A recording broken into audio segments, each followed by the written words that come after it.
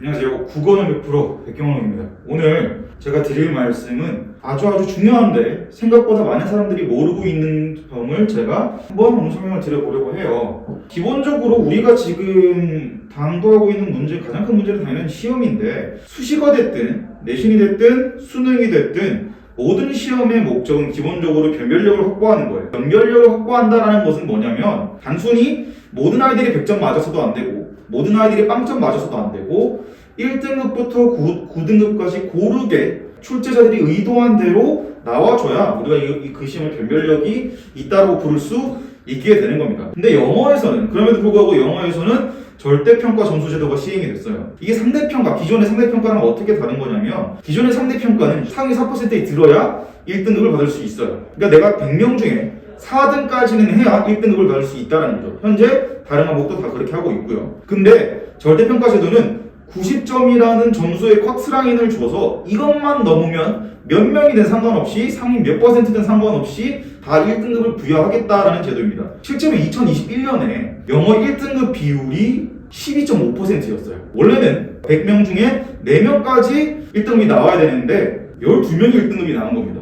그러니까 촘촘하게 걸러낼 능력이 약해졌다라고 보는 게 현실적인 추론일 겁니다. 그 다음에 수학의 선택 과목 시행, 이 부분도 국어에 어떻게 영향을 주었냐면 만약에 한 과목에서 시험을 쳤을 때 1등, 2등, 3등 하는 친구들이 있을 때 그 하나의 과목이 세 가지의 과목으로 쪼개지게 되면 자기한테 유리한 걸 선택하게 되겠죠. 그러면 1등, 2등, 3등이었던 친구들이 각각 1등, 1등, 1등이 되는 겁니다. 1등이 3명이 되는 거예요. 그러니까 이런 부분에서 영어와 수학이 조금 더 아이들을 촘촘히 필터링해내는 능력이 약해질 수밖에 없는 것이고 그 역할을 지금 국어가 이제 이어받게 되는 것입니다. 여기서 국어가 이제 더 촘촘하게 아이들을 나누는 방법은 어려운 문제를 더 내는 방법이 가장 간단해요. 예를 들어서 100점을 맞는 친구가 3명이 있다고 가정했을 때 매우 어려운 2점짜리 문제를 내면 한 명은 틀려서 100점, 100점, 98점이 되겠죠.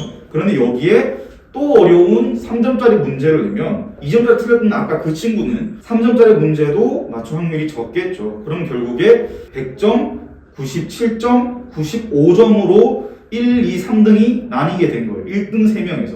이게 이제 고르게 분포가 된 겁니다. 그렇기 때문에 국어가 어려워진 것이고 중요해졌다라는 거죠. 자, 그래서 이게 국어의 중요성이 실제로 아까는 어떤 논리로 중요해졌는지를 말씀드렸고 이번에는 실제로 어떻게 나타나는지는 제가 갖고 와봤어요. 수능으로 대학을 가겠다는 친구들에게 정시 과목 반영 비율은 매우 중요한 수치입니다. 서울대 먼저 보면은 우리가 다들 수학이 가장 중요하다라는 사실은 아주 잘 알고 있어요. 그런데 지금 서울대 기준으로 국어랑 수학이 7%밖에 차이가 안 납니다. 그러니까 우리가 생각하는 것보다 훨씬 더 국어가 중요한데 그걸 자각을 못하고 있다는 거죠. 아직까지. 연세대 같은 경우는 국어와 수학 반영 비율이 똑같아요. 고려대도 마찬가지입니다. 중앙대도 마찬가지고요. 여기 이제 괄호 부분은 자연계열의 퍼센트인데 자연계열의 퍼센트임을 감안하더라도 국어의 경우에는 대부분 30%, 25% 반영 비율이 넘는다라는 것을 확인할 수 있겠습니다. 수학담으로 중요한 게 국어이다까지는 우리가 알고 있는데 수학이랑 국어 반영 비율이 7%밖에 차이가 안 난다라는 건 알고 계신 분들이나 그걸 자각하고 공부에 실천하시는 분들이 많지 않다고 생각합니다. 그러면 이번에 내가 내신으로 가겠다라는 경우에 국어가 어떻게 적용할지 보겠습니다. 서울대를 예시로 들면 국수영탐 세계학 7을 들고 있어요. 내가 아무리 내신 성적이 좋더라도 국어 2등급, 수학 2등급, 그리고 영어나 탐구에서 3등급 뭐 이런 식으로 덧셈을 해서 총합이 7을 넘지 않아야 한다라는 겁니다.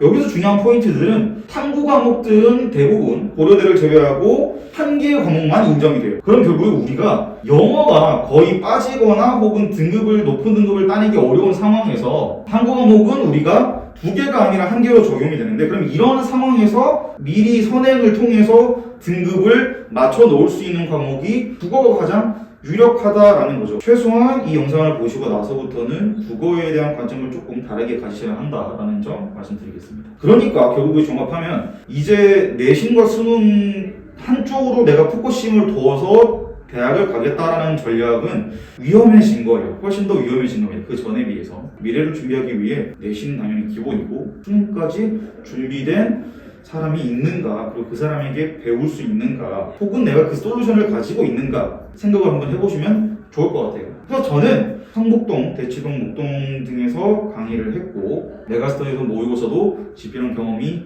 있습니다. 그래서 수능과 내신에서 어떻게 하면 고난도 답안에 대해서 혹은 지금 이 상황의 기초적인 역량에 대해서 준비를 하면 되는지 솔루션을 제안을 하나 드리려고 해요. 저는 기본적으로 제가 가르치는 내용에 가장 충실한 수업을 하기 위해 직접 다 교재를 만듭니다. 이건 이제 정규 커리큘럼 교재고 내신 대비 교재고요. 요게 이제 지금 요번 방학의 사실상 주인공이나 다름없는 어헤드라는 책입니다. 중3 친구들을 대상으로 해서 어떻게 하면 고등학교 국어에 우리가 멘탈이 깨지지 않을 수 있을까? 어떻게 하면 준비를 잘할 수 있을까에 대한 해결책입니다. 특히 중학교 개념들 중에서 고등학교 올라왔을 때 내가 이 애매한 개념을 그대로 올라가면은 선지 판단할 때 매우 힘들어지는 경우가 많아요. 그래서 중학교 개념 중에서 고등학교에서도 쓰이는 개념들을 한번 처음부터 끝까지 논리적으로 정립을 해드립니다. 그러고 이렇게 주차별 작품들을 통해서 연습을 하게